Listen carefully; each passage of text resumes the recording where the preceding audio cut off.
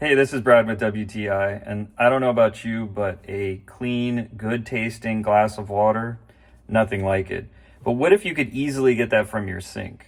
Well, that is what this UA-5Y series under the sink water filter from Waterdrop does for us. What we really like about it is it attaches pretty easily. It was easy to install, came with a sticker template so you knew exactly where to hang the screws, so that way this unit isn't just flopping around under your sink getting in the way. It's up on the wall of the cabinet and out of your way, and that way it stays put. Also, another thing that we like about it is that we have pretty hard water in the area in which we live, and because of that the faucets and other things tend to get gummed up with different sediments and things like that.